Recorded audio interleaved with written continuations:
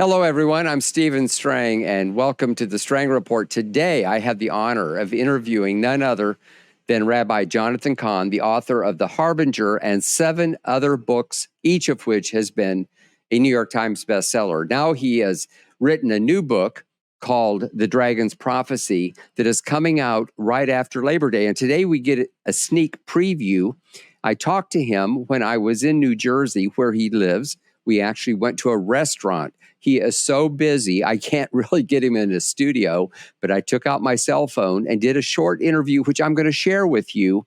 I think you'll find it interesting. And then toward the end of the podcast, I'm going to share some things that he put on his podcast yesterday, and it has really taken off. It has to do with the attempted assassination of President Donald Trump. And you're going to find this very, very interesting. In fact, you'll want to watch his podcast. I think you're going to really enjoy my interview with Rabbi Jonathan Cahn, so be sure to stay tuned.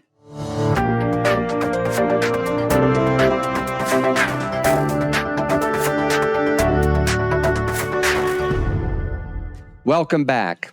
I have the privilege of being Jonathan Cahn's publisher, and because of that, I make it a point to sit down with him a couple of times a year, and it just so happened that I was with him at a restaurant, having a meal, talking over business, you know how you do, when I got the text message that President Joe Biden had just announced on X that he was dropping out of the presidential race. I mean, literally, he did it at 1:45. I looked on my cell phone. It was 2:07. It was just a few minutes later. So Jonathan Cahn and I were discussing it.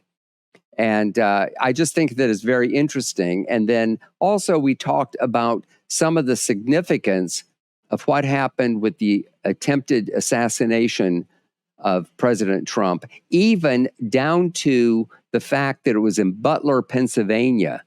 And you need to see his video, which went up on YouTube in the last day or two. But I'm going to give you my summary. Now, first of all, I knew that I needed to get some shorts with Jonathan Cahn. We will probably put these on YouTube by themselves. But the first question that I asked him was the fact that his books often tie into world events, and a lot has been happening lately, as everybody knows. I asked him to tell me about his newest book, The Dragon's Prophecy. In many ways, Dragon Prophecy is unlike any other book I've done.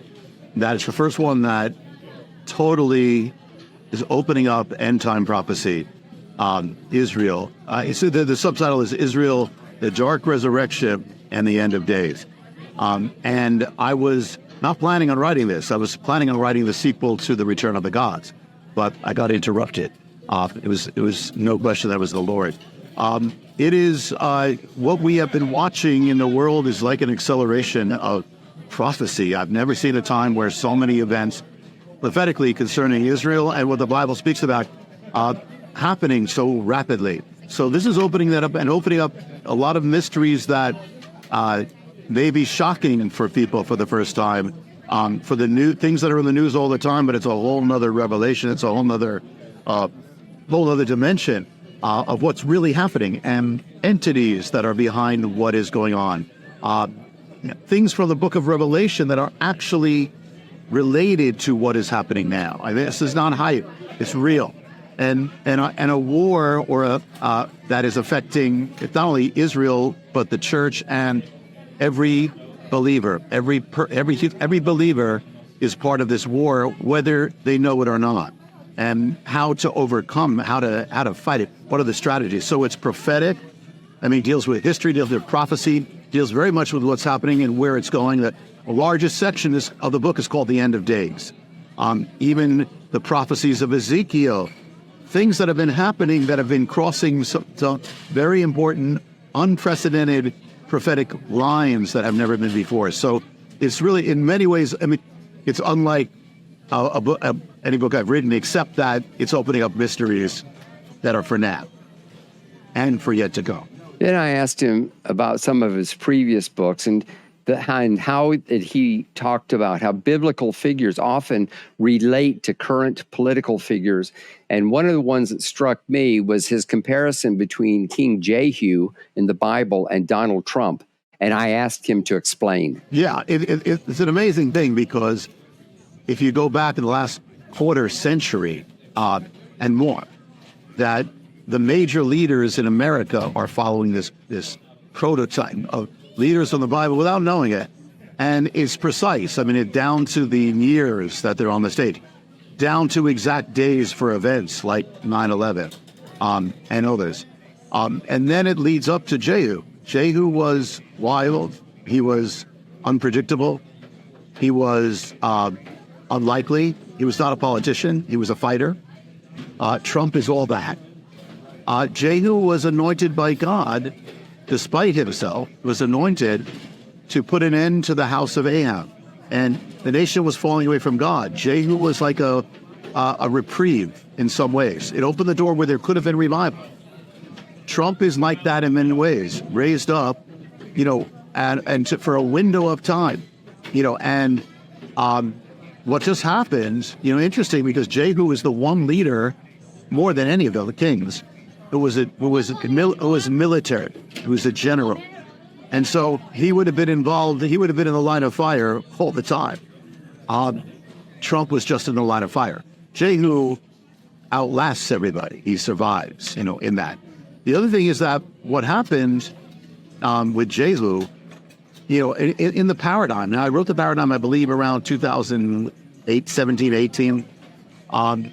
And things have come true since then that are in the template, like January 6th is part of this town. But what I call him in the paradigm, I call him Jehu, the warrior king. Now, I never heard Trump referred like that, but warrior king. But what just happened, and when he got up and he said, fight, fight, fight, he is now being called, and you could do a Google search. It'll all be everything will be after the election. After the assassination attempt. They'll call him, Trump is the warrior. Another one, Trump is, these people say he's a warrior. Someone on Fox News said he's the warrior president, metallic. I call him the warrior king. He's now called the warrior president. So this is all part of this. He's the fighter. So, and then there are some things in the paradigm that might actually give us a clue of what's going to happen now. But I can't go into it now. But because I keep looking back at it and say, whoa, there's more things there. Jonathan Cahn has written 8 bestsellers. He has quite a following. There are many people like me who just love his books. And so I asked him why he feels that this book is his most important and most timely, and also why the early indications on the book with things like pre-orders is significantly higher than any of his other books. One thing, we've never had a response like this from a groundswell of people, the interest of pre-ordering it. And as you just shared with me before we came together, it is beyond anything we've ever known. So there's a real interest in where it is. First of all, it's interesting because I got to think about the dragon. I didn't realize as I'm start writing it at the beginning of 2024, it's the year of the dragon. It's still the year of the dragon. There's all these signs of that. And what does that mean? The dragon is linked to the enemy. And it's a war, and also that this has been a year of warfare, whether Israel, of course, Ukraine continuing, what in the political realm. So this is really, we are very, I'll put it this way. When all these things started happening in Israel on October 7th, which began all this, and then Iran invading, attacking Israel, never happened before. But Ezekiel speaks along those lines. Revelation speaks along the lines. So more people who are very much attuned are saying, this is all end-time prophecy, and it is. We are living in the signs. We need to know the signs of the times. We need to know also the war we're in, because if you're in a war and you don't realize it, you're not going to win. And so it's very dramatic. There are stunning things in there.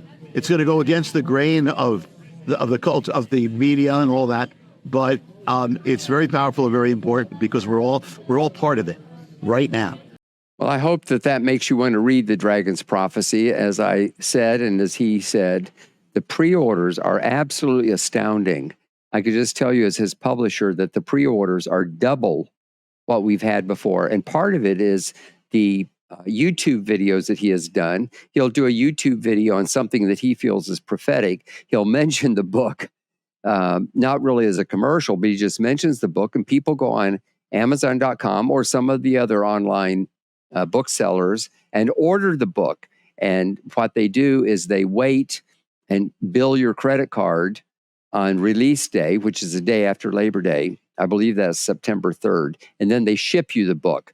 I know that because I sign up. I want to kind of see how quickly they come. This is just how it works in the book business. And if you want to be one of the first people to get it, of course, it'll also be on stores. It'll be really everywhere the Christian books are sold. I think this is a very important book. As he referred to, he ties in what's happening in Israel with the war with Hamas and the book of Revelation.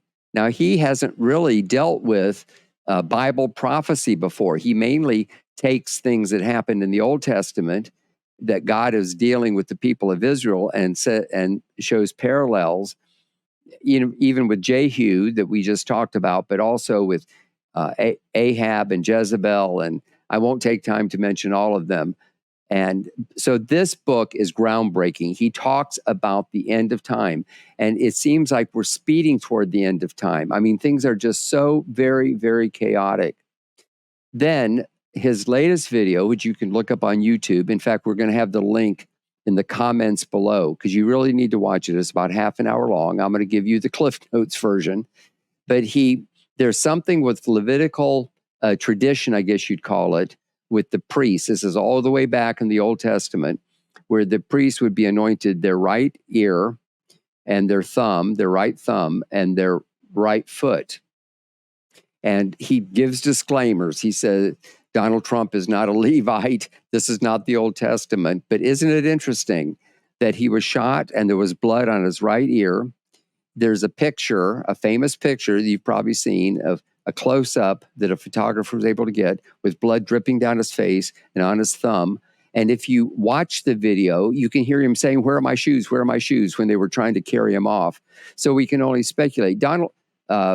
Rabbi Cahn goes into all of this about Donald Trump. I just think that these things are interesting. Now, some people just poo-poo all that and say, well, it doesn't mean anything. I think that if we take that attitude, we miss these interesting God moments of where God is kind of showing up and using just things that happen to show what is his will and purpose.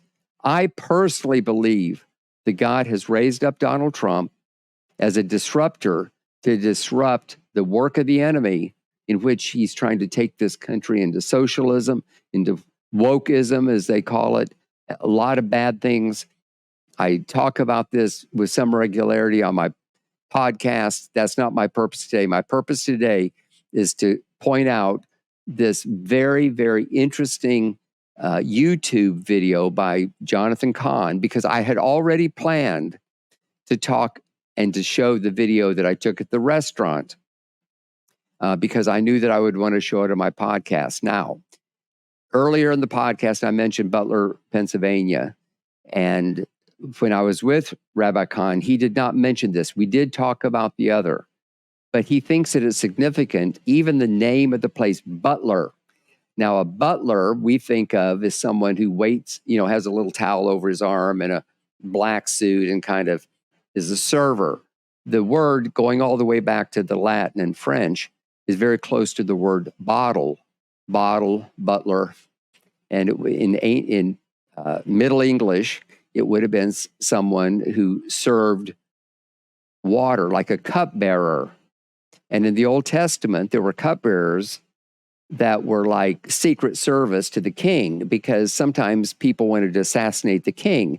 And back then, it was often putting poison in their food. So the cupbearer would drink, the wine or whatever they were drinking and eat some of the food. And if the cupbearer didn't fall over dead, they knew it was safe for the king to do. Now, I remember hearing that growing up in Sunday school. I had never associated it with what happened with Donald Trump.